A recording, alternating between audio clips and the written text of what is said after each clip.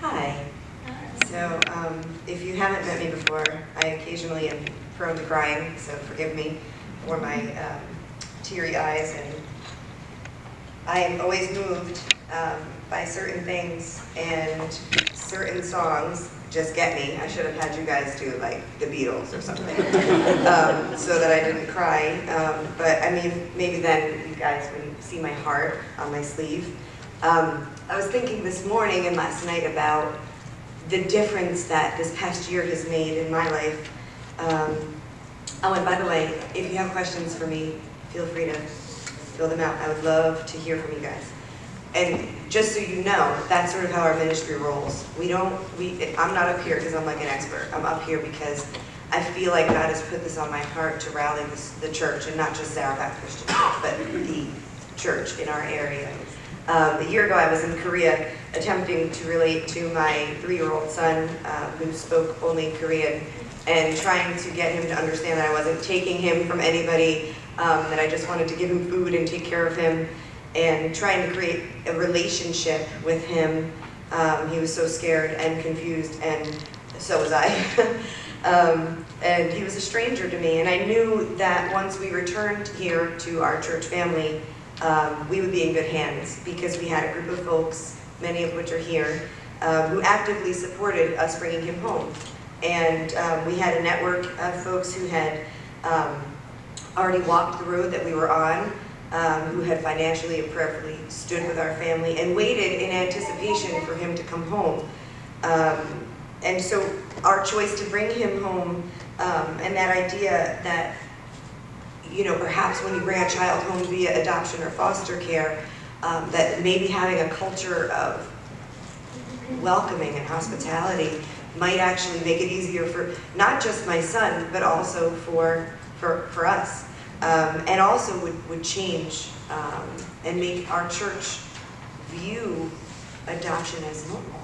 And so we started to see that. We started to see that happening. When we first even came to this church, we brought our daughter home shortly after we arrived at this church, and immediately sensed that this church was the place that we were to be planted in, and that support that we felt when our pastor anointed our daughter with oil when she first came home, it's just continued to today. And this is the purpose of Miriam's Heart, to create a culture within the church that is informed and supportive and passionate about God's heart for the fatherless. And we know that this happens in 2 ways. God has really impressed upon my heart that this happens in 2 ways.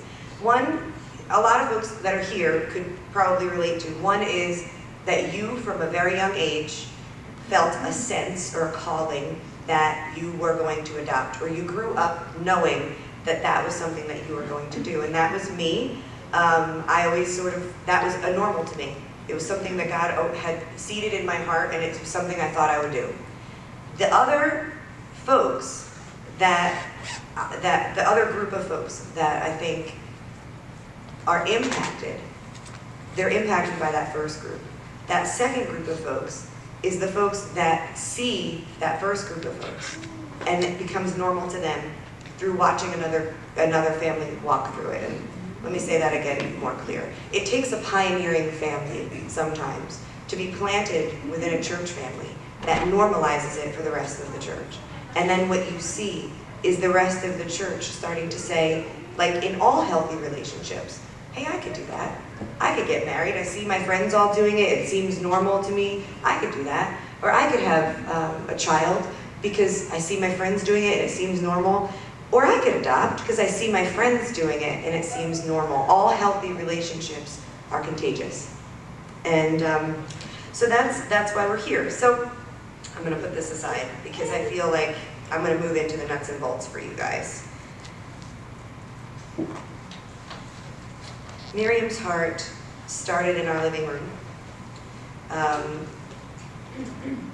Jim and I we found often that we were asked questions about our family because we were an overtly adopted family. Some families aren't, but ours, it seemed kind of obvious wherever we would go, folks would ask us about adoption. And we started to realize that we needed to be that pioneering family in our community, that we needed to have an openness to share our story, but also a protectiveness of our daughter. Our objective for today is to educate and equip you folks, because I think you guys might be those pioneering families, to establish your own orphan care and adoption ministry in your church, and for our grouping and our gathering to create a network of folks that we sort of know each other's story, we know each other's faces, and we could say, you know, I might know somebody that could help out with that situation.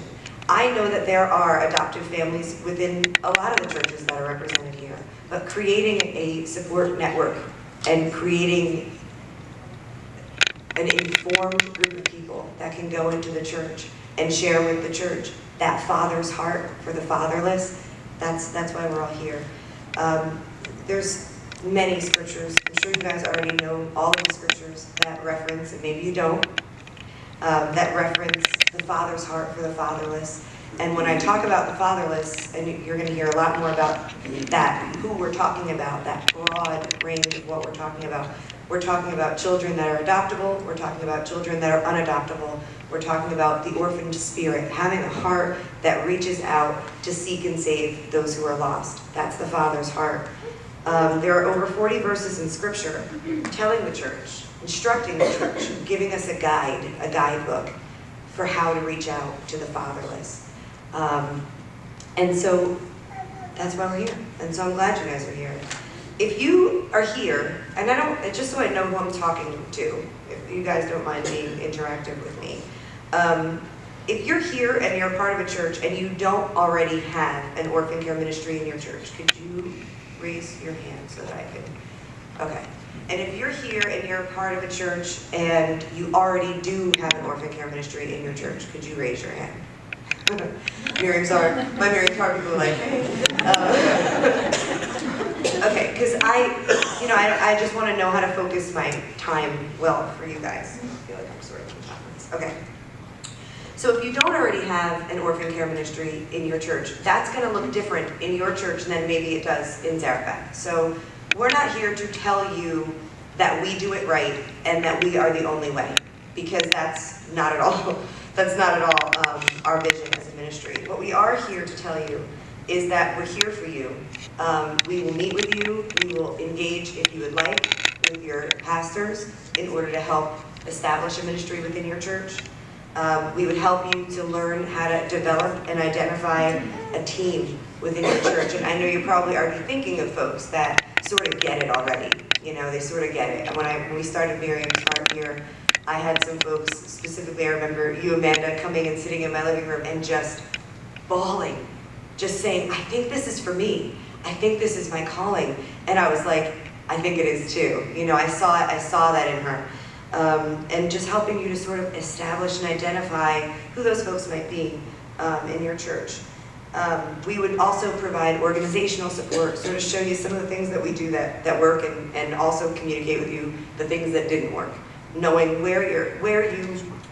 knowing your ministry umbrella. What falls under the umbrella is your ministry, and what falls outside is somebody else's ministry, and how to refine that so you don't, burn yourselves out like we have, and and also to just help provide you with like an infrastructure, to just give you just some structure for what you're doing, to establish sort of some boundaries around what you're doing, and to give it some nuts and bolts.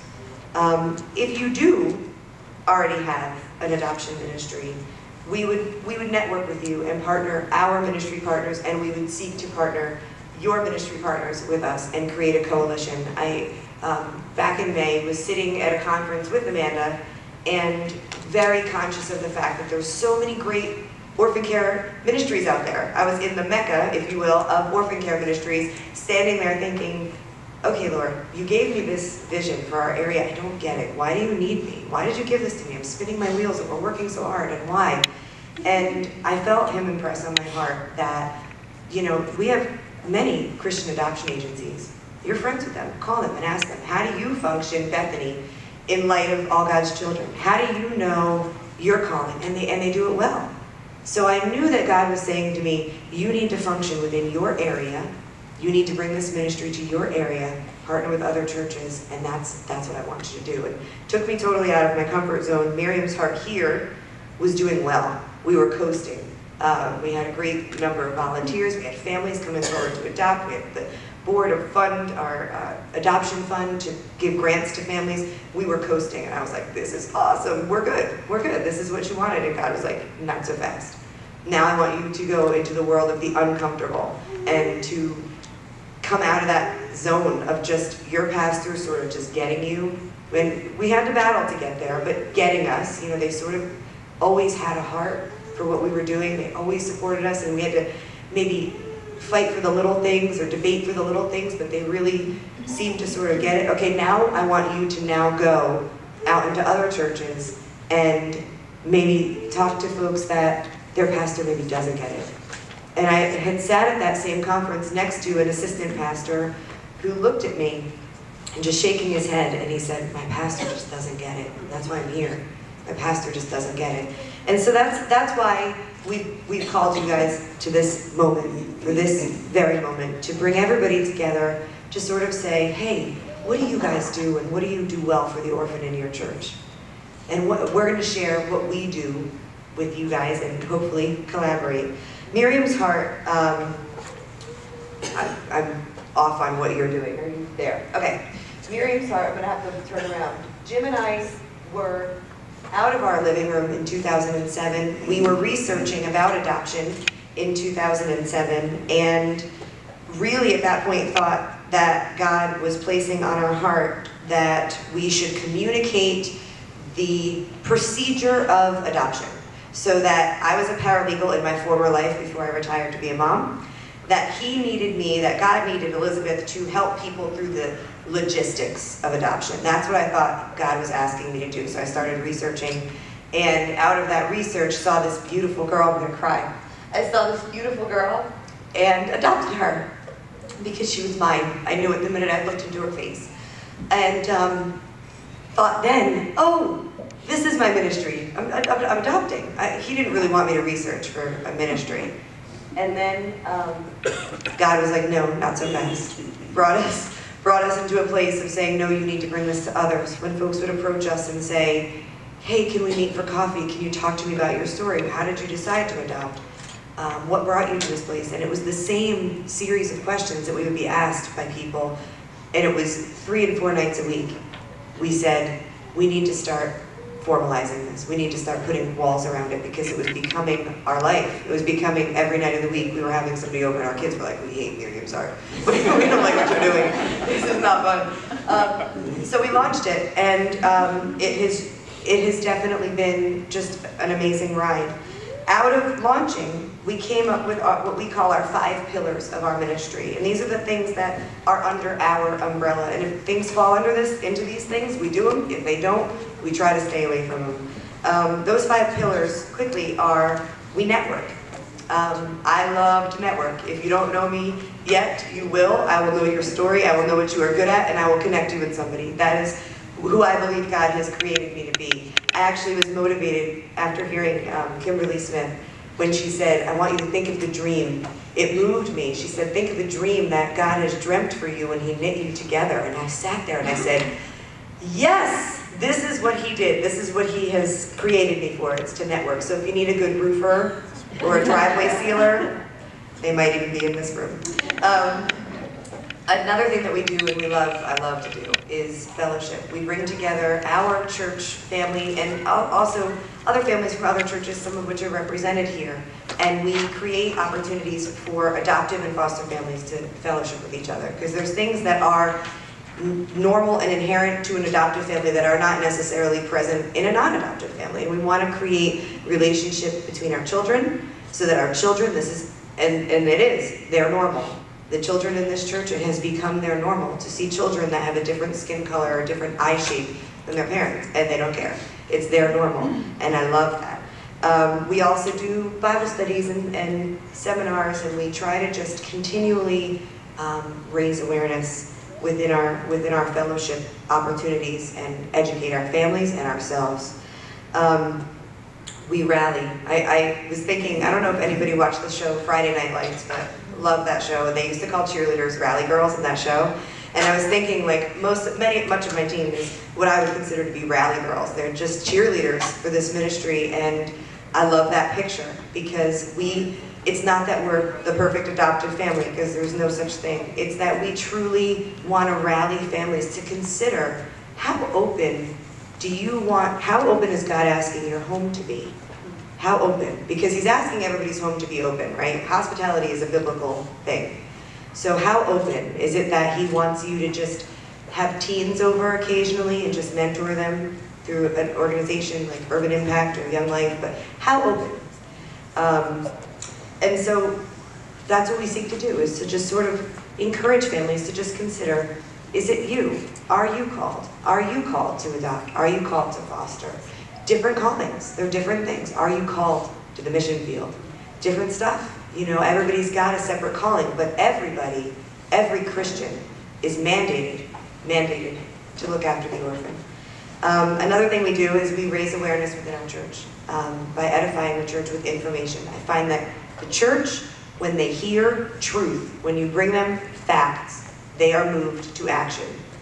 And that is something that we've seen in our church time and time again. We've seen hearts change just by giving them facts. This is what's going on in the world.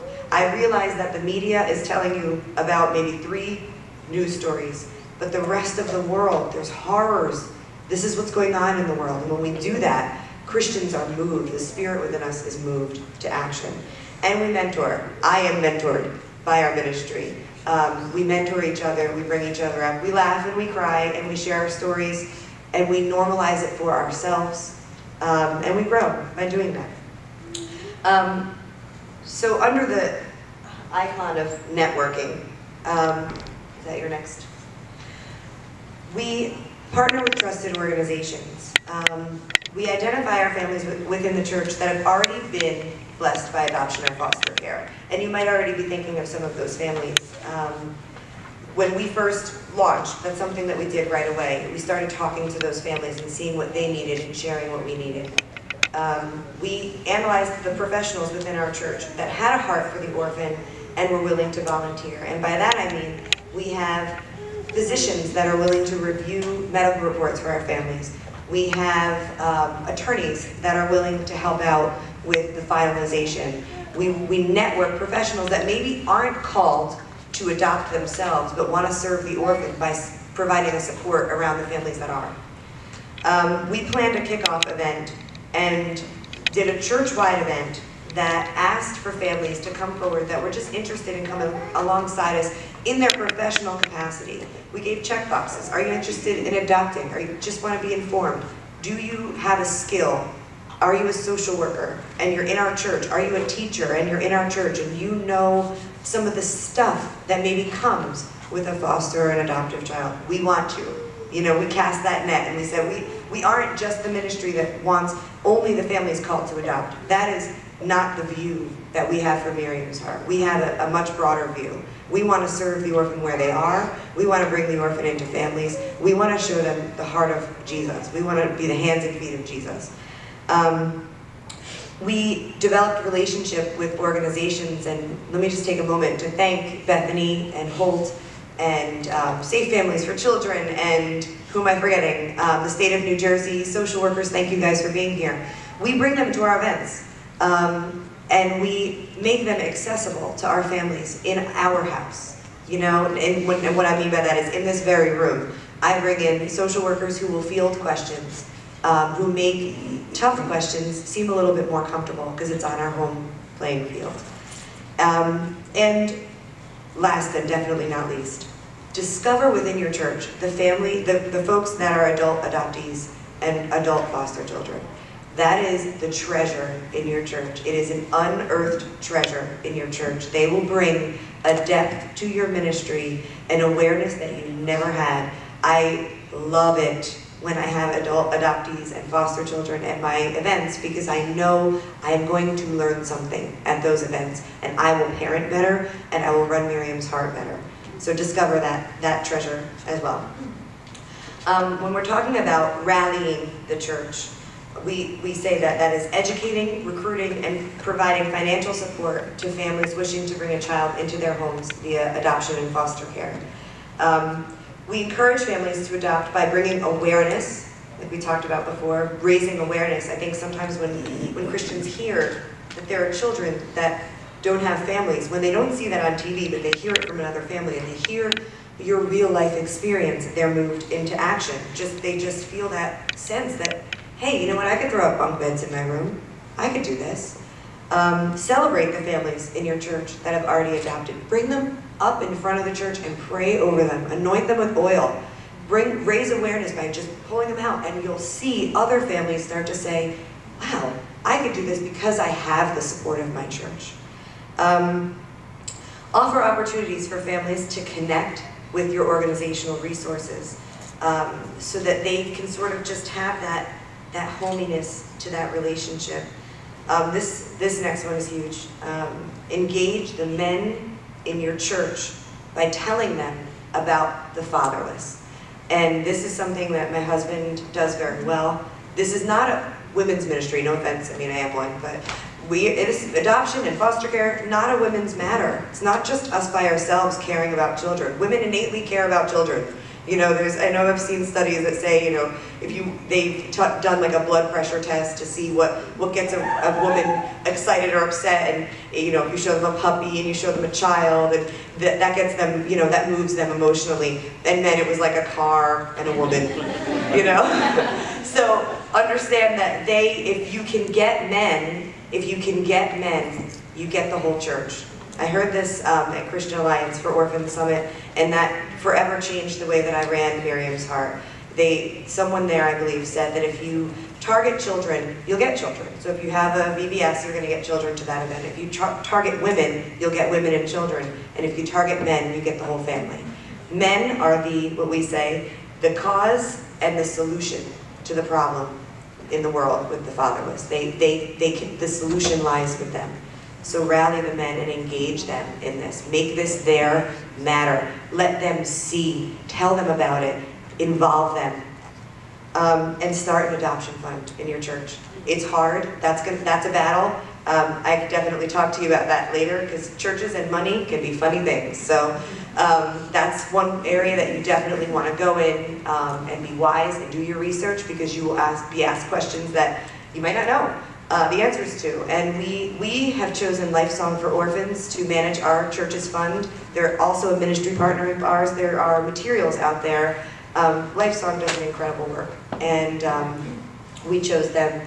They manage all of the nitty-gritty. So all of the questions that your like operations type pastors would ask you, and like the money questions that were like, oh, I don't know, I'm just like the adoptive family, I don't know. They answer, and they answer well. So definitely look into that as well. Edify is our next pillar.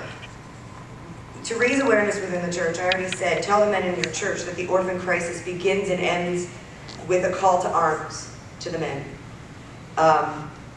Give them that, task them with that.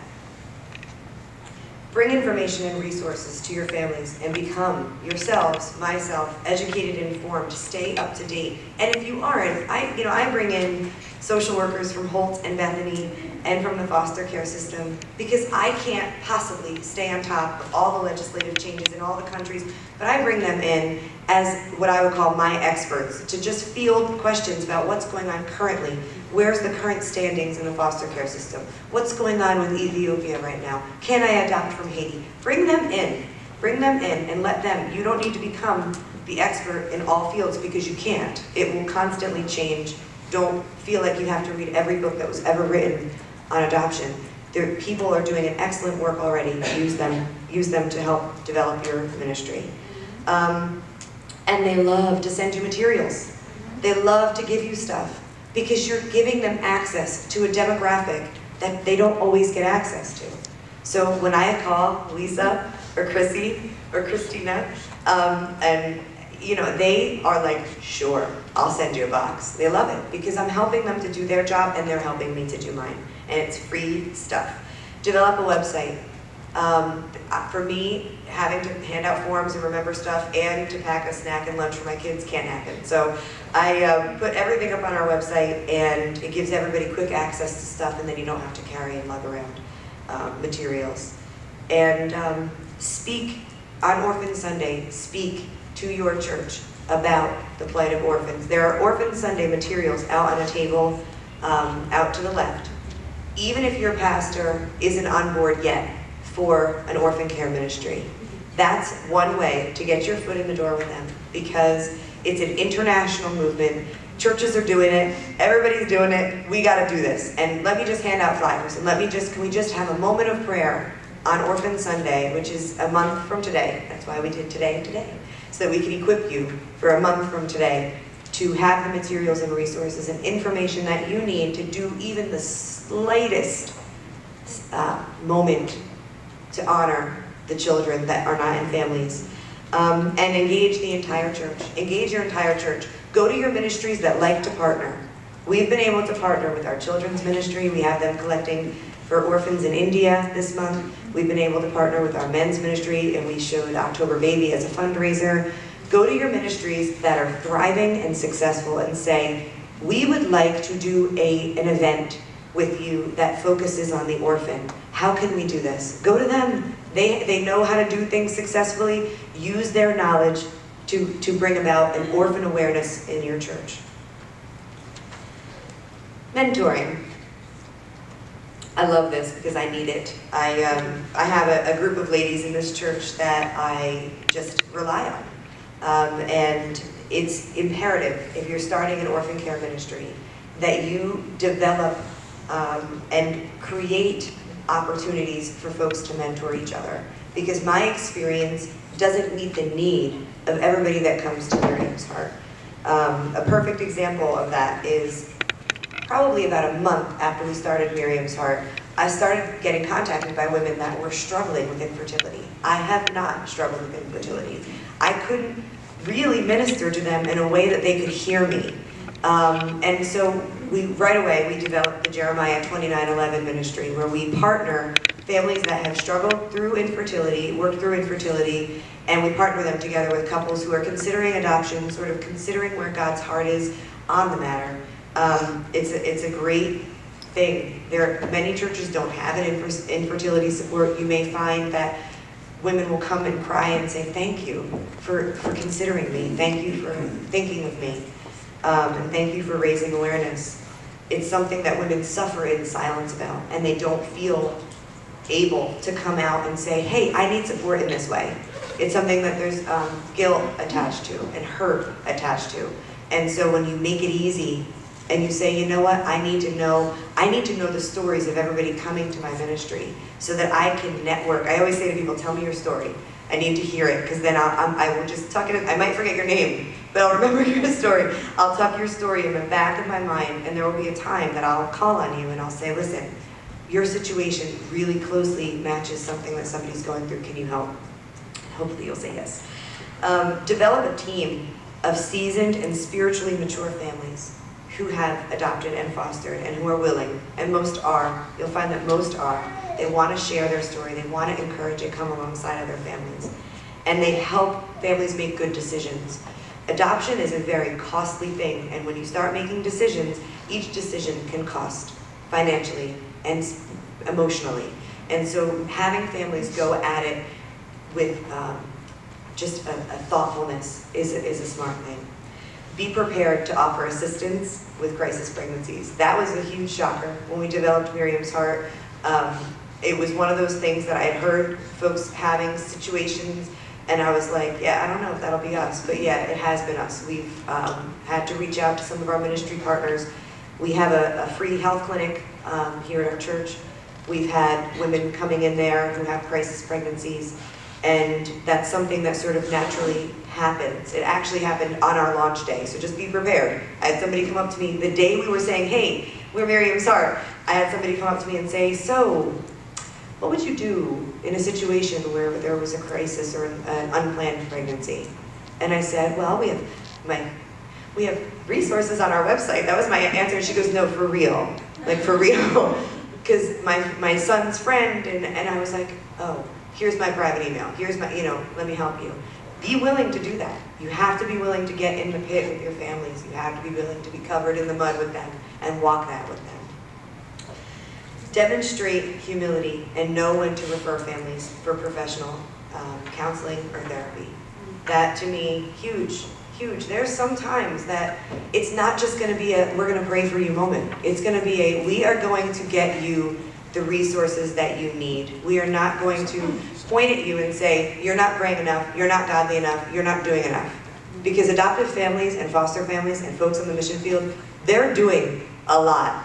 We need to give them the resources that they need and step out when it's time to step out and give them professionals who can counsel them. And be willing to invite couples to your coffee table. That's huge. Jim and I have folks over quite a bit. We're passionate about this. This is something that matters very much to us, and we open our home all the time. Sometimes to teens that are having a rough week with mom, and they're sleeping on our couch. And sometimes it's to couples considering adoption, and sometimes it's to couples walking through just a difficult thing together, and they just need to just come to the madness of the Agapinti home. Fellowship is a huge part of what Miriam's Heart does in the local church. We try as much as we can to bring our families together and celebrate them, and celebrate their step of faith in adoption and foster care. So we create opportunities for that. One of the big opportunities, things that we do that I love, Michelle Conti's here, she coordinates and helps out with a group called The Blend, and it's a group of families that come together who are blessed by the blending of their family through adoption and foster care. We have a time for the parents to just kick back and just share, and we have the kids that also have an opportunity to fellowship with each other. And it's so interesting. I was sitting in this room doing the blend with our kids, and the way that they open up and talk about the things that they've gone through is just beautiful. And the fact that it's so normal and easy for them, and like sometimes we complicate it, but when we bring those kids together, and I have a child say, you know, sometimes I just feel weird because I don't look like everybody else, and people ask me, and it just makes me feel weird. And I, you know, we just kick that around. You know, we just kick it around. And my daughter said, you know, sometimes it makes me mad when people say to me, is that your sister? It makes me mad. And I'm like, good, let's kick this stuff around. Like, let's just have at it. It's not like there's not an off limits thing in that environment. We really try to just get to the heart of stuff for our families.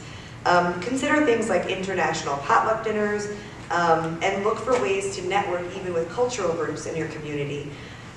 Develop small groups and Bible studies that meet the needs for adoptive and foster families. We've done the Connected Child, we're doing, which is now the Connection. We actually go through that at our Blend meetings. We've done Adopted for Life.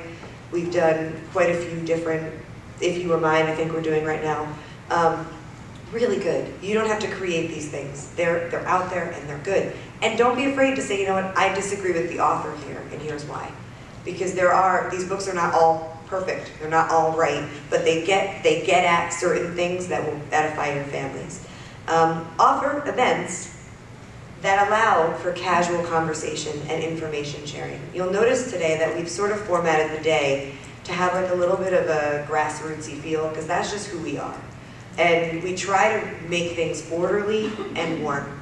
We always try to just have a balance and have a little flow and just kick back a little. We don't need to take ourselves too seriously. We're God's people, and so having those times are when you really get to hear people's stories, where you get to connect and sort of get a little deeper. Make time for that.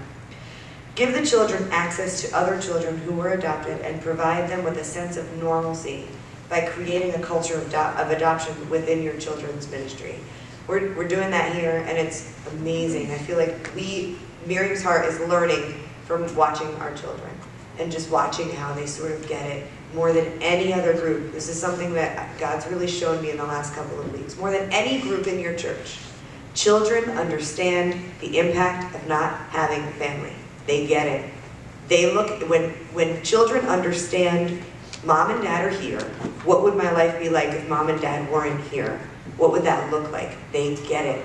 They get it, and they get it in a way that I feel like I'm looking at the children and saying, you're teaching us. They're getting it. The youth, our youth ministry, we've partnered with them to do a concert, Orphan Sunday weekend.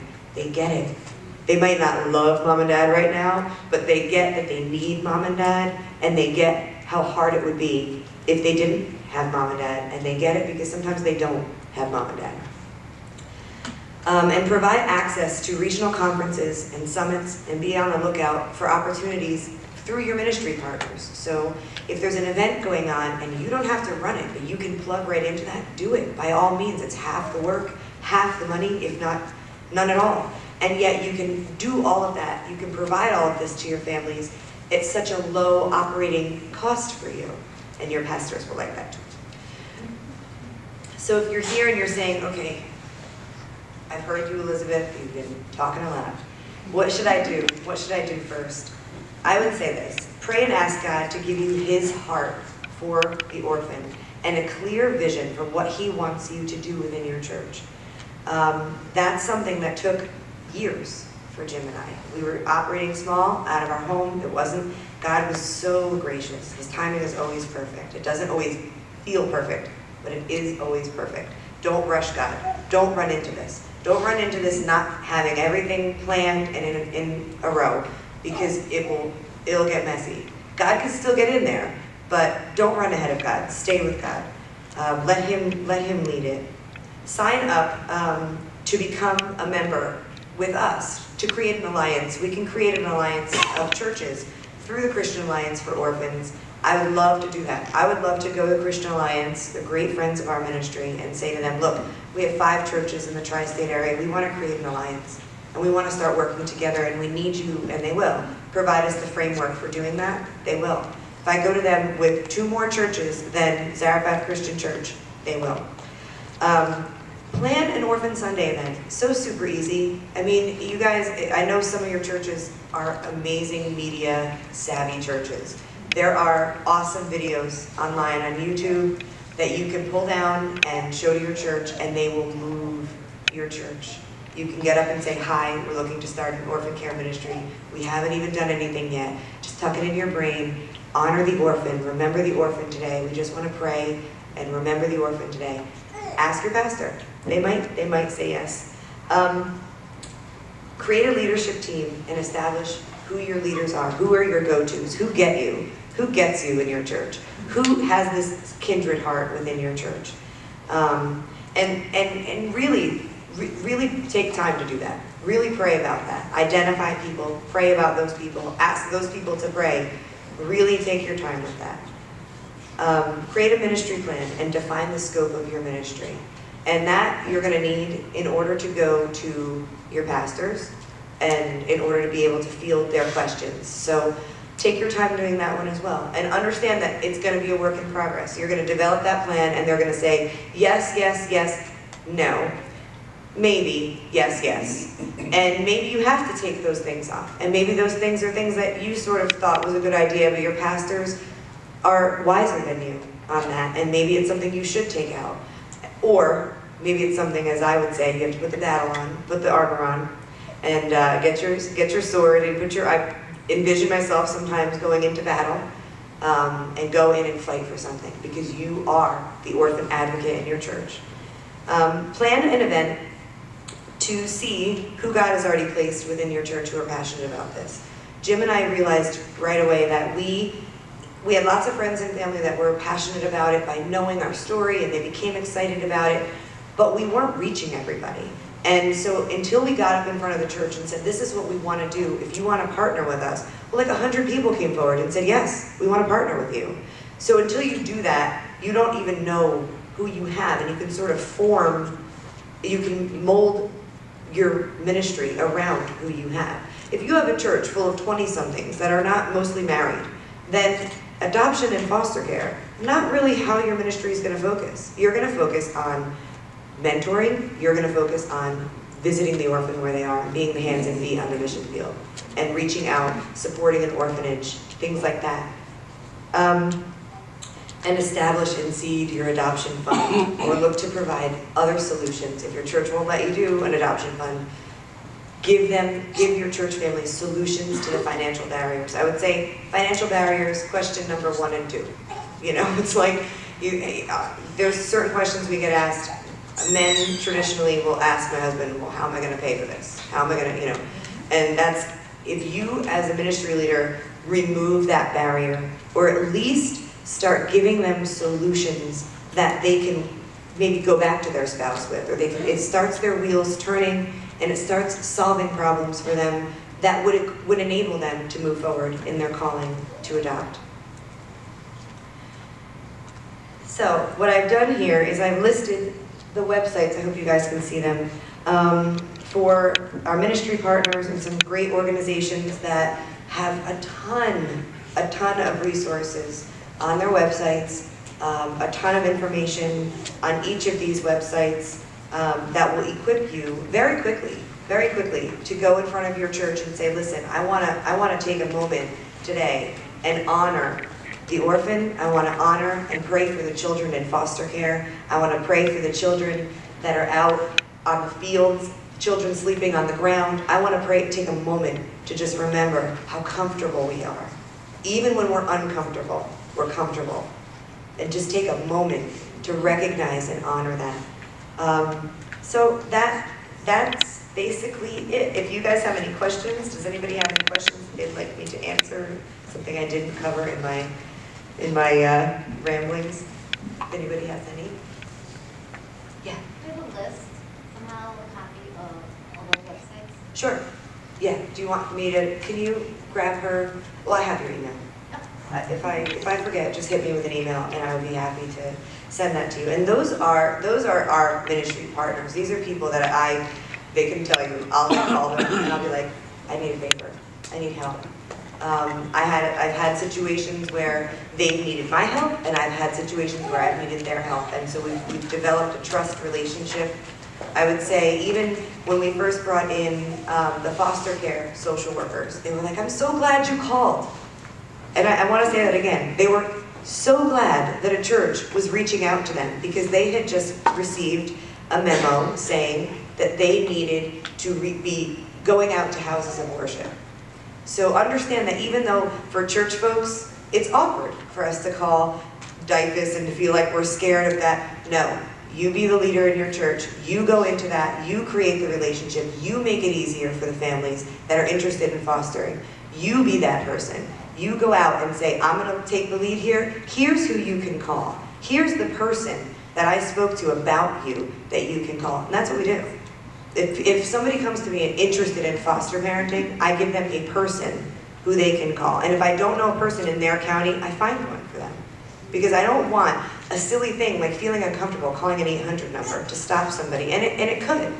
I want them to feel comfortable. And I want for the ladies that are here representing foster care to have a relationship with me, to know that I have integrity dealing with them too. And so create that.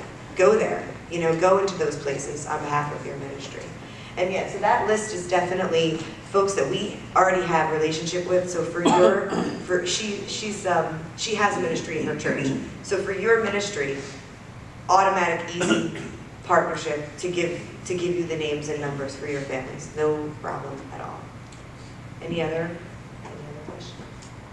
Yes. We can make these slides and that list available to these folks here today, so you don't have to worry about scribbling down every link up there. We can make that available to you guys. Yes, I could blog it or something. You can help me. I'm not that techie, but yeah. And if there are questions that you think of after now, or you don't maybe feel comfortable, identifying or whatever, hit me with an email. Leave a card out. I'll blog the answers to your questions. And if you want to just sort of have some FaceTime and just say, this is my personal concern, or this is my personal barrier, or this is what I'm struggling with, we're here for you.